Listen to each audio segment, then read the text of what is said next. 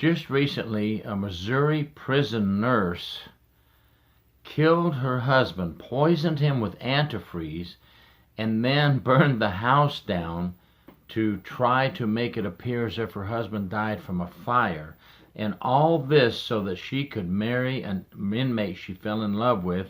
And on top of that, now she's a murderer and she wants to marry an inmate who is a murderer. Thanks for watching my YouTube channel. And let's talk a little bit about prison nurses. First, let's give the respect to those honest prison nurses that come to work every day and have to work with inmates who complain and whine and cry all the time, and they have to take care of them. There are many. I have many nursing friends who are still active in the prison system and some retired, and my wife does also, and they're great people. But they have the same situation as the correctional officers. They have some bad apples that taint the image of the honest nurses. So I'm going to tell a couple of my true prison stories in dealing with nurses during investigations, when I was doing investigations in the prison system. This nurse also that I talked about at the opening from Missouri, she was on a recorded phone call with the inmate, telling the inmate, "Now we can get married, my husband is dead." How sick is that? How evil is that? That's evil. That's just pure evil. Just tell the man you don't want to be married to him anymore and move on. Now you can go marry your inmate and you can have a marriage from home to prison. Of course, you won't work at the prison anymore because you married the inmate. And, you know, this happens more often than we know. I had a case at Hardy Correctional Institution in Central Florida. And this was a dental nurse or dental technician. And she was married to the major right there at Hardy Correctional Institution. So he's in his office a couple of hallways down in the security hallway working.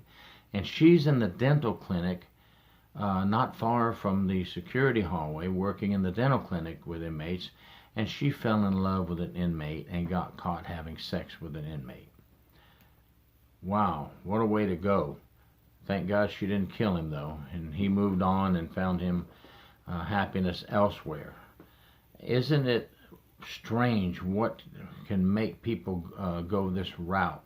I also had two nurses at Hendry Correctional Institution, which is now closed in Florida, down further south Florida.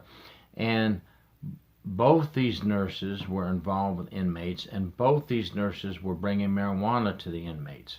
And when I went to conduct my investigation and gathered enough information to at least know that I had the nurses on a administrative case for having relationships with inmates, I decided, let me call a K-9 unit from Hendry County Sheriff's Office and ask them if they would assist me in the parking lot, and let's go just check this out.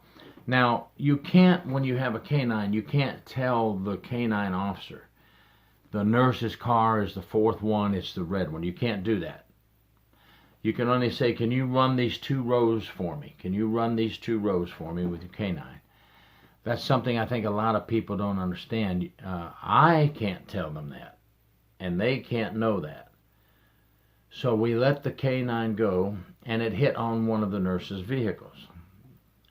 And of course the K-9 handler did not know that was a nurse's vehicle.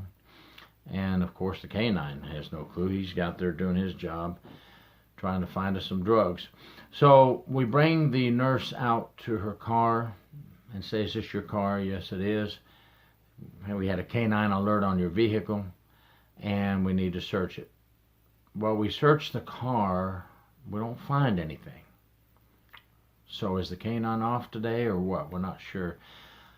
I take the nurse into the administrative building where the warden is, and they give me an office, and I interview her, and I bring forth the evidence, and I tell her, "Look, we know you've been bringing drugs also to the inmate besides having a relationship with him. So we're going to search any belongings you have inside the prison.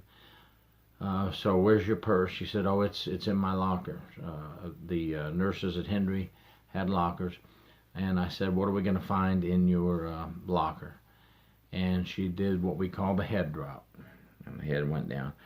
and we found a small amount of marijuana in her in her locker inside the compound that had not been given to her inmate lover yet. So what makes women fall for the bad boys? Well, there's so many reasons. I've interviewed many women in this position. I've also interviewed men at women's prisons who we've caught having a relationship with female inmates, but we're talking about females right now. And some say that they don't get the love at home they need. Others say he's told me how beautiful I am and I don't get that. And I don't know. Maybe that's so. If there's any female nurses out there or female officers listening, can you come up with any good reason? To fall in love with an inmate, I just can't find a good reason, and this happens a lot. Another dental assistant we had, also at Henry, a little later after this other case I just talked about, was having a relationship in the prison with the inmate, and she was planning to marry him as well. We found out about it through other inmates who were jealous, of course. That's how we find out about a lot of things, from jealous inmates. And the inmate actually wore a wire for me, and he went into the dental clinic as the orderly. He was the orderly in the dental clinic, so he was in there with her all day, most of the day anyway. And when they got a chance to be alone, they were in the dental chair, and he said that's where they've had sexual relations before, in the dental chair. And we told him, do not have sex with her. We just want you to talk to her. We're not allowed during an investigation to allow a sexual act to take place. So anyway, we got enough on tape, and we were able to administratively remove her from there. And I also send all my cases, when I work medical cases, dental cases with medical or dental staff, and they commit a violation of this nature, I not only send it to Tallahassee, I always run it by the state attorney in case there's any criminal charges, which there was, of course, with the marijuana case. And if we can prove a sex act occurred in Florida, that's a third-degree felony between staff and inmate. But I also run it by the Tallahassee headquarters for dental and medical, because they can determine whether these people should be able to keep their medical certification or their dental certification. So I think what we need to remember in these cases is not only do we terminate them, but we have to check to see if there's criminal charges through the state attorney.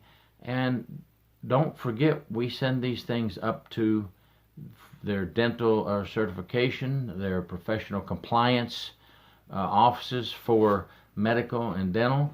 And with the case of having drugs and inmate relationship, there's a high possibility that a nurse would have his or her certification pulled after this type of incident. So I saw this incident today about the lady that fell in love with the inmate and killed her husband.